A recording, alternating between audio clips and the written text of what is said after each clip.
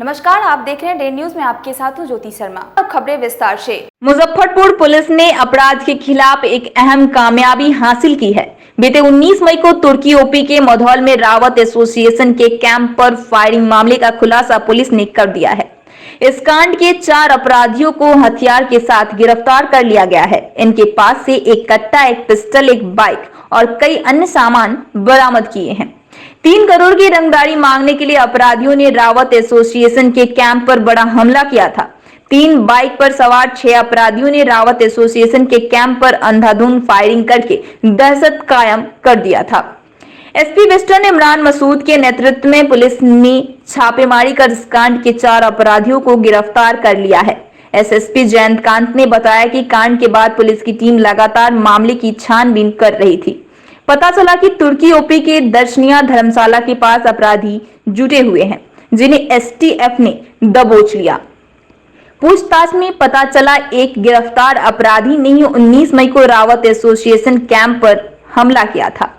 गिरफ्तार अपराधियों में खरौना का अंशु चौधरी भी शामिल है, जो पिछले विधानसभा चुनाव में नामांकन दाखिल किया था, लेकिन नामांकन स्थल से ही पुलिस ने उसे गिरफ्तार कर लिया था। गिरफ्तार अंशु चौधरी ने कबूल किया है कि 3 करोड़ की रंगदारी मांगे थे। एसएसपी जयंतकांत ने कहा कि बेस कैंप पर हमला करने वाले अपराधियों की संख्या 6 है। पुलिस उनकी गिरफ्तारी के लिए छापेमारी कर रही है। सबसे पहले आपको हम सुनाते हैं कुख्यात अंशु मीडिया को क्या कुछ बताया है, आप खुद सुनिए। रावत कंस्ट्रक्शन से रंगदारी का मांग किए थे हम लोग, 2% रंगदारी का मांग किए थे। अच्छा, उन्होंने नहीं तैयार हुआ देने के लिए, तो हम लोगों ने गोलीबारी की। क्या राउंड फायरिंग किए थे? 10 राउंड से ऊपर फायरिंग हुई थी। कैसे कैसे प्लानिंग की है? ये प्लानिंग हुई, हम लोग बैठ कर किए साथ में। कौन था प्लानिंग? प्लानिंग 2-3 और लोग थे, रुपेश जी थे और रोशन था। हम लोग सभी लोग मिलकर इस प्लानिंग को अंजाम दिए और रंगदारी के लिए गोलीबारी किए। 3 करोड़ की रंगदारी का डिमांड किए थे। अच्छा, आप तो विधायक के लिए उम्मीदवारी भी किए थे, तो इस तरीके से कार्य करना? जी, ये एक गलती हो गई हमसे और इसमें बहुत सारे लोग के बहकावे में आके हम ये कर दिए। किसके बहकावे में? साथियों के बहकावे में आकर। इससे पहले भी कोई क्राइम किए हैं? इससे पहले भी घटना हम पे थी। क्या किए? लूट का घटना था, 52 लाख लूट का। कहाँ पे? पोखरा टोल पर पास कैश वैन लूट का। अच्छा, सरैया में? जी, उसमें आप ही शामिल थे? जी जी। कब की घटना है? 2018 की घटना है। तो मुजफ्फरपुर में तुर्की पीएस एरिया में 19 मई को एक रावत कंस्ट्रक्शन हाईवे बना रहे थे, उनसे एक्सटॉर्शन की डिमांड की गई थी और इसके बाद में लगातार उनको फोन कॉल किए गए।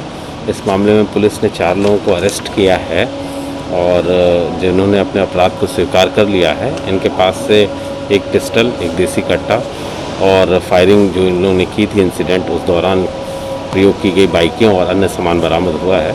इस प्रकार एक बड़े मामले का खुलासा में सफलता मिली। इसमें से जो एक मुख्य अभियुक्त है अंशु चौधरी, उसका आपराधिक इतिहास है। ये पहले एक एटीएम कैश वैन लूट में भी जेल जा चुका है और ये अपने साथियों के साथ में मिल करके फिर जो है इसी तरीके का एक ग्रुप, ऑर्गेनाइज्ड ग्रुप बना रहा था, जिसको पुलिस ने अरेस्ट करने में सफलता प्राप्त की। अंशु चुनाव वगैरह भी लड़ चुका है पूर्व में?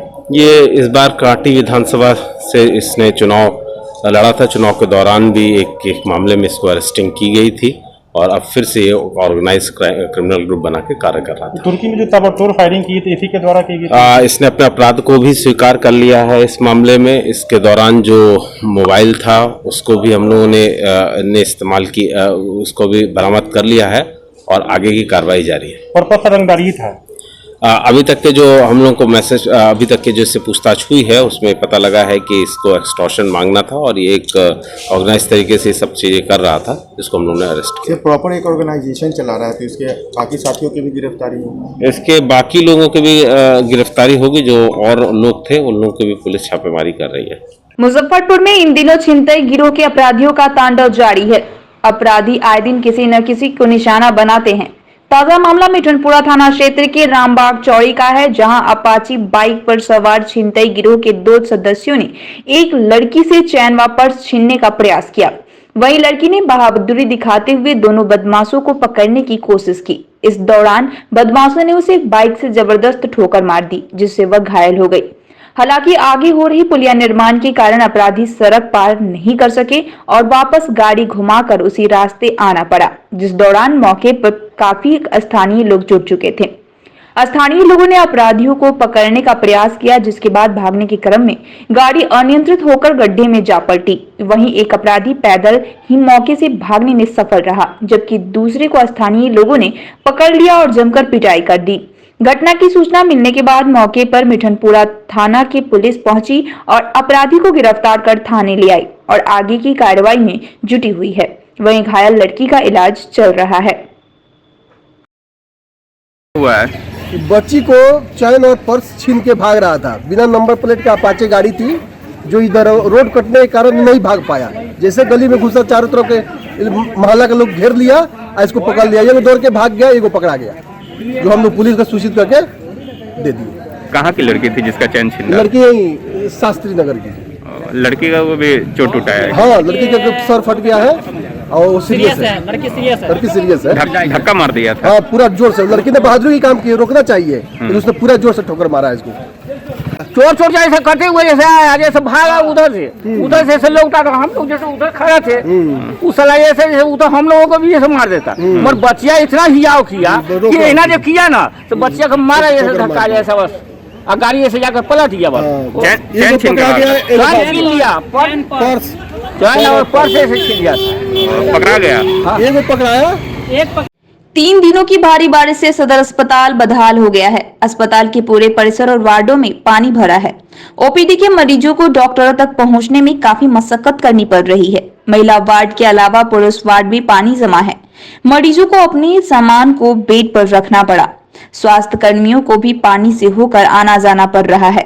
मोती झील और धर्मशाला चौक पर काफी जल जमाव है। इस कारण अस्पताल परिसर का पानी नहीं निकल पा रहा है।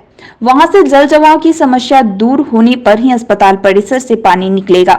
भारी बारिश के कारण प्रतिरक्षण वैक्सीन भंडार क्षेत्र लगातार छू रही, जिससे वैक्सीन भंडार में रखे कोरोना वैक्सीन को भी नुकसान पहुंचने की आशंका है। डीपीएस इंचार्ज कुमारी शोभा ने बताया कि पूर्व में ही सिविल सर्जन को वैक्सीनेशन भंडार के जर्जर स्थिति की जानकारी दी गई थी। वहीं सिविल सर्जन ने बताया कि चक्रवात की सूचना पूर्व में ही प्राप्त हो गई थी, जिसे लेकर वैक्सीन को सुरक्षित रखा गया था। सदर अस्पताल में लगे जल जमाव की समस्या को लेकर उन्होंने कहा कि जल्द ही इस समस्या का समाधान भी कर लिया जाएगा। वैक्सीन स्टोर चू रहा है, लेकिन हम लोग को तो काम करना है ना। हमारी दवा जो है पटना से 5-6 बजे शाम में आती है। हम लोग 9-10 बजे रात तक दवा वितरण करते हैं, ताकि देहाती क्षेत्र में किसी भी तरह का कठिनाई नहीं हो। तो सिविल सर्जन को इस बारे में कोई पत्राचार किया था आप लोगों ने कि बिल्डिंग? नहीं, हम लोग सर को बता दिए हैं कि इस तरह का परिस्थिति है। सर अपना जैसा समझेंगे उचित वैसा कार्रवाई करेंगे। तो बरसात से टीकाकरण को किसी प्रकार का नुकसान? नहीं, बरसात से टीका को तो अभी तक नुकसान नहीं हुआ है, इसलिए कि टीका तो रहता है फ्रीज में, लेकिन फ्रीज को नुकसान होने की संभावना है। आप लोग इस विकट परिस्थिति में किस प्रकार फिर काम कर रहे हैं? नहीं, हम लोग हर परिस्थिति में काम करने के लिए तैयार है, इसलिए कि सरकार जब हम लोग को पोस्टिंग किया है, इसी उम्मीद के साथ पोस्टिंग किया है। हम लोग सरकार के हर भरोसा को हर संभव प्रयास करते हैं कि हर तरह का काम करके और सरकार का मान सम्मान बढ़ाए, हम अपना विभाग का मान सम्मान बढ़ाए। हम लोग हर परिस्थिति में काम करने के लिए। देखिए, अभी फिलहाल जो है बारिश से, क्योंकि पहले से मालूम था कि 2 दिन बारिश होगी, तो हम लोग उसके लिए पहले से भी तैयारी कर चुके थे। और अभी बढ़िया छत भी चू गया है पानी लगने की वजह से, तो हम लोग अभी उसको देख रहे हैं। और बाढ़ के पूर्व की जो तैयारी थी उसमें भी हम लोग लगे हुए हैं और काम चल रहा है। नाला नाली का जो सफाई होता है भी चल रहा है। कहाँ चौक है उसको भी हम लोग देख रहे हैं। वहाँ जो मौजूद स्वास्थ्य कर्मी हैं उनका कहना है कि 10 दिन पहले नोटिफिकेशन दे दिया गया है, उसके बाद भी कुछ नहीं सुना जा रहा, जिसके कारण वैक्सीन खराब होने का डर भी है। ऐसी बात तो हमको सुनाई नहीं पड़ी है। हम देखते हैं, अगर उसका कुछ होगा तो उसका हम लोग उपाय निकालते हैं। ऐसा बात तो नहीं है। सर, कोरोना जांच जो हो रहा है उसके बहुत फर्जी मामले आ रहे हैं। बिना जांच के ही नोटिफिकेशन मोबाइल पे आप निगेटिव हो गए हैं। ऐसा मामला कई प्रकार ऐसा मामला देखिए 1, 2, 3 मिला है हम लोगों को भी, लेकिन उसका जांच किए हैं, उसमें कोई गड़बड़ी नहीं पाई गई है। और जहाँ तक देखिए ये डाटा का जो बैकलॉग हो गया 90,000 का या जो भी हमारे ज़िला में हुआ, बहुत से पेपर में निकाले, खैर उनको नहीं जानकारी था निकाले, लेकिन आप समझ लीजिए कि अभी जो है टेस्टिंग चल रहा है, वैक्सीनेशन चल रहा है, इसके अलावा आरआई का काम चल रहा है, जो भी रूटीन वर्क है पीएससी का सब चल रहा है। और पिछले साल कोविड-19 में था कि केवल कोविड-19 का काम चलता था। आप इमेजिन कीजिए कि जो मेरा मैन पावर है, वही मैन पावर वैक्सीनेशन में भी लगा हुआ है, डाटा एंट्री करने में, वही मैन पावर लगा हुआ है, टेस्टिंग में भी लगा हुआ है। तो बट नेचुरल है कि थोड़ा सा काम इधर उधर होगा, लेकिन सारा चीज़ हमारा मुँह मिल गया है, सारा चीज़ पेंडिंग जो है मेरा आपको डेट हो गया है। और इसीलिए सरकार ने मानव बल दिया है, मानव बल का हम लोग ले लिए हैं ज्वाइनिंग, उसके आने से हम लोग को राहत हुई है, काम में थोड़ा सा सुधार हुआ है। और उम्मीद करते हैं कि अब जो मेरा वैक्सीनेशन का एक अलग टीम रहेगा डाटा ऑपरेटर का, और उसी तरह से जो है टेस्टिंग का जो है उसका एक अलग टीम रहेगा। लॉकडाउन के कारण मुजफ्फरपुर में कोरोना संक्रमण के मामले पिछले एक सप्ताह में लगातार कम हो रहे हैं। कोरोना पॉजिटिव केस की संख्या 100 से भी नीचे आ गई है। स्वास्थ्य विभाग के आंकड़ों के मुताबिक शुक्रवार को 1368 कोरोना टेस्टिंग हुई है, जिसमें 5 मरीज ही संक्रमित पाए गए हैं। इस बीच जिले में कोरोना के एक्टिव मरीजों की संख्या घटकर 100 से नीचे पहुंच गई है। पिछले कुछ दिनों में मृतकों के आंकड़ों में भी लगातार कमी आ रही है। जिले में कोरोना के संक्रमित मरीजों की संख्या में लगातार गिरावट हो रही है। सिविल सर्जन डॉक्टर एस के चौधरी ने बताया कि संक्रमण दर 1% से भी नीचे आ गया है। जो लॉकडाउन हुआ ये काफ़ी इफेक्टिव हुआ, और हम समझते हैं कि लॉकडाउन के 5 दिन 6 दिन के बाद बीतते ही लॉकडाउन का असर दिखाई पड़ने लगा था, और हम लोग अभी थोड़ा सा राहत ही थोड़ा महसूस कर रहे हैं, इसलिए कि अभी जो है फ़िलहाल पॉजिटिविटी रेट जो है लगभग 1% के आसपास एक के नीचे आ गया है, और डेथ का रेशियो भी काफ़ी घटा है। हमको लगता है कल जो है SKMCH में 2 का डेथ हुआ है। कोरोना संक्रमण की वजह से असहज हालातों पर काबू पाने के मकसद से चल रहे कोरोना वैक्सीनेशन पर 2 दिनों के लिए ब्रेक लग गया है। सिविल सर्जन डॉक्टर एस के चौधरी ने बताया कि 2 दिन 18 वर्ष से अधिक आयु वर्ग के लोगों को टीका नहीं लगेगा। 45 वर्ष से अधिक आयु वर्ग को टीका दिया जाता रहेगा। इस बाबत नोटिस भी जारी कर दिया गया है। नोटिस में कहा गया है कि असहज हालातों और वैक्सीनेशन की कमी के मद्देनजर 2 दिन कोरोना टीकाकरण का काम स्थगित रहेगा। वैक्सीनेशन भी चल रहा है। वैक्सीनेशन में जो 18 से 44 साल के लोग जो बेनिफिशरीज लोग हैं, केवल कल 3 साइट पर चलाया गया था, और 2 दिनों के लिए शायद रोक दिया जाएगा क्योंकि दवा की अवेलेबिलिटी थोड़ी सी कम हुई है। तो हम लोग उसी इंतज़ार में है कि दवा की अवेलेबिलिटी हो, तो हम लोग मैक्सिमम लोगों को जो है 18 से 44 के बीच में, और 45 से ऊपर वाले को हम लोग देंगे। 45 से ऊपर वाले का मोबाइल टीम से भी वैक्सीनेशन हो रहा है, जिसमें पूरी टीम हमारी बैठी हुई है, वेरीफायर है, ANM है, डॉक्टर है। ऑन एन एवरेज डेली कितने लोगों को वैक्सीन दिया जा रहा है? देखिए अभी ऑन एवरेज जो है हमको लगता है कल 4000 के आसपास में पड़ा होगा। चक्रवात यास का प्रकोप जिले में खत्म हो गया है, लेकिन चक्रवात यास के जाने के बाद शहर में नगर निगम के दावे खोखले साबित नजर आए। 24 घंटे बीत गए, लेकिन अभी भी शहर की कई वार्डों में जल जमाव की समस्या बनी हुई है, जिससे जल जमाव वाले मोहल्ले में रहने वालों को काफी परेशानियों का सामना करना पड़ रहा है। पिछले वर्ष शहर में लगे जल जमाव को देखते हुए जिला प्रशासन के आदेश पर मानसून से पूर्व निगम के द्वारा युद्ध स्तर पर नाले की उड़ाही की गई थी, लेकिन चक्रवात यास के प्रकोप ने निगम के दावों की पोल खोल दी है। का काम नहीं होता है इधर, हर आबादी होगी। देखिए ना, पूरा एकदम विशाल मोहल्ला है। पीछे गली के पीछे जाइएगा, बहुत विशाल एरिया है। इधर नीचे में पानी लगा हुआ है, एकदम मेन रोड के साथ का ये हालत है, तो अंदर जाइएगा तो क्या हालत होगा। बहुत बुरा स्थिति। पार्षद कुछ काम वाम नहीं कराया? पार्षद कराते रहते, लेकिन जो काम होना चाहिए उस हिसाब से काम नहीं होता है। बहुत बेकार स्थिति है। समस्या क्या आ रही है अभी? समस्या ये है कि पानी का निकासी नहीं होता है। एक दिन अगर आधा घंटा भी पानी बरस जाए तो यही स्थिति रहती है। नाला साफ हुआ था यहाँ का? नाला साफ हुआ था? जी ना, नहीं होता है नाला साफ। कौन सा इलाका? वार्ड नंबर कितना हुआ? वार्ड नंबर 8 है। इलाका कौन सा हुआ? माजीपुर पुल के नीचे। उत्तर बिहार में गुरुवार से शुरू चक्रवाती तूफान यास के कारण हुआ नुकसान का असर दिखा। तेज हवा के साथ झमाझम बारिश से कई स्थानों पर पेड़ तो कई स्थानों पर कच्चे घर गिरे। बिजली आपूर्ति बाधित रही। पिछले 24 घंटे में 33.2 मिलीमीटर बारिश दर्ज की गई है। बारिश में आम, लीची, मूंग और मक्के की फसल को भारी नुकसान पहुंचा। हरी सब्जियां पर भी मौसम की मार पड़ी है। खेतों में लगी फसलें और खलिहान में रखे मक्के का दाना बारिश के चलते खराब होने लगा है। हालांकि गन्ने की फसल को फायदा पहुंचा। किसान धान का बिचड़ा गिराने में जुटे हैं। बारिश के कारण सड़कों पर जल जमाव की समस्या हो गई है। मुजफ्फरपुर में भी जमकर बारिश हुई है। कईयों के मकान और छप्पर ढह गए हैं तो कई लोगों की दुकान में बारिश का पानी घुस गया है। नगर थाना क्षेत्र के बनारस बैंक चौक स्थित प्रकाश मार्केट के HDFC बैंक के ATM का छत ढह गया, जिसमें ATM में लगे 2 AC पूरी तरह क्षतिग्रस्त हो गए। साथ ही कई सामानों का भी नुकसान पहुंचा है। मार्केट के मालिक अमूल्य प्रकाश ने बताया कि लगातार हो रही मूसलाधार बारिश में ATM की छत ढहने से लगभग 2 लाख रुपए का नुकसान हुआ है। बिजली के तारों समेत ब्रॉडबैंड केबल के तारों को भी नुकसान पहुंचा है। HDFC बैंक प्रबंधक को इसकी जानकारी दी गई है।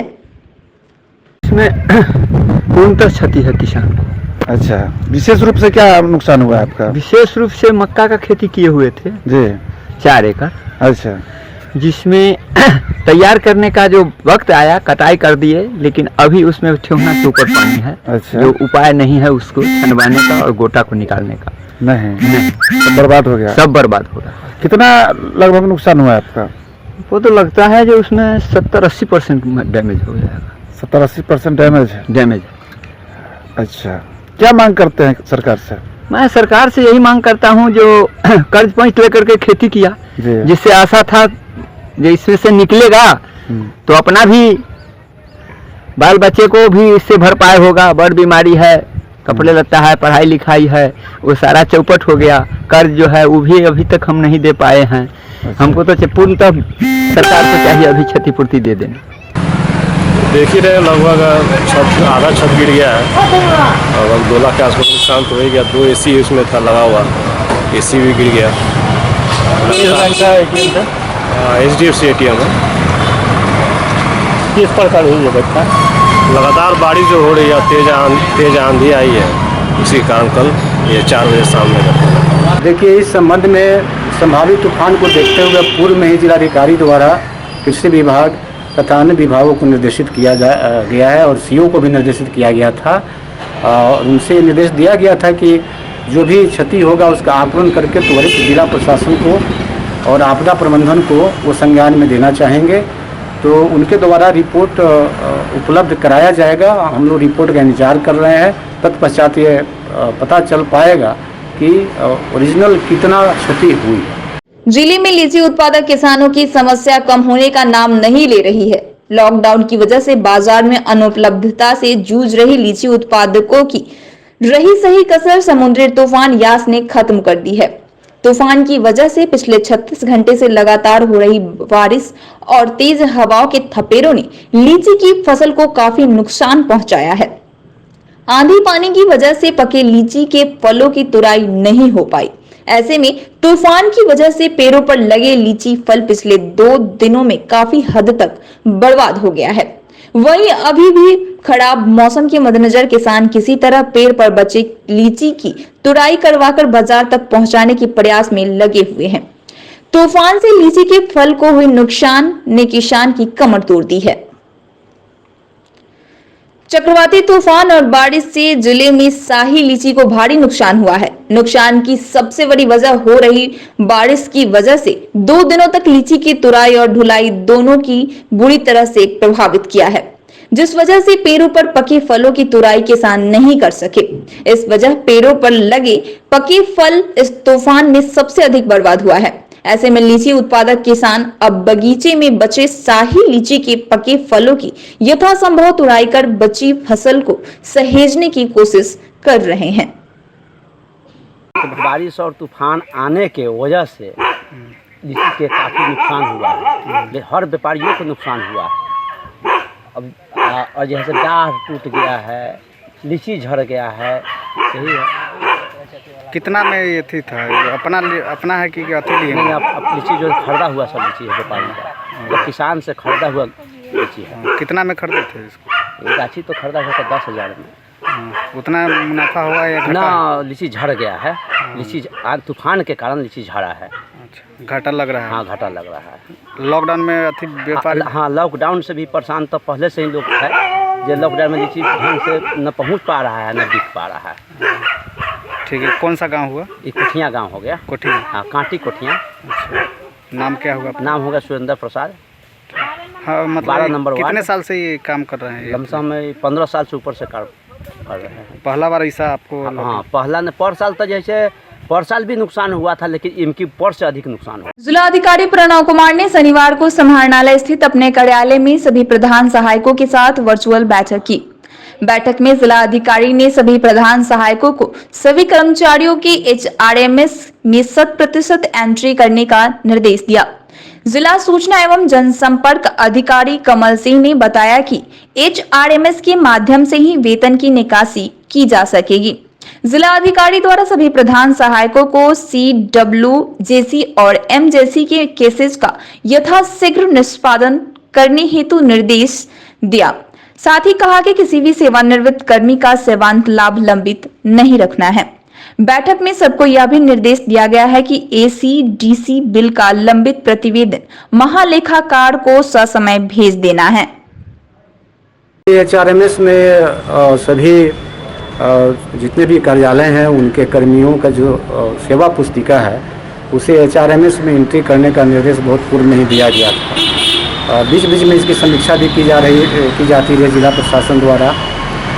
इसमें देखा गया कि लगभग 90% विभागों ने उस कार्य को निष्पादित कर दिया है, लेकिन SKMCH प्रशासन के साथ ACMO ऑफिस और शिक्षा विभाग के द्वारा इसमें कुछ कोताही बरती गई है और उनके यहाँ अभी भी कर्मियों की सेवा पुस्तिका को HRMS पर एंट्री करने के कार्य बहुत धीमा है।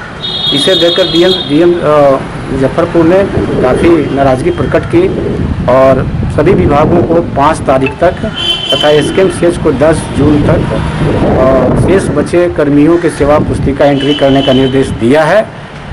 यदि वो ऐसा करने में वे सक्षम नहीं हो पाते हैं निर्धारित अवधि तक तो उनका वेतन अवरुद्ध किया जाएगा। भारत के पूर्व प्रधानमंत्री एवं किसान नेता चौधरी चरण सिंह की 37वीं पुण्यतिथि के अवसर पर नागरिक मोर्चा के द्वारा भारत माता नमन स्थल पर श्रद्धांजलि सभा का आयोजन किया गया, जिसमें मोर्चे के महासचिव मोहन प्रसाद सिन्हा, राम नरेश झा, दीपक सहनी, रमेश प्रसाद, राम प्रवेश श्रीवास्तव सहित उपस्थित लोगों ने उनके चित्र पर पुष्प चढ़ाकर श्रद्धा सुमन अर्पित किया।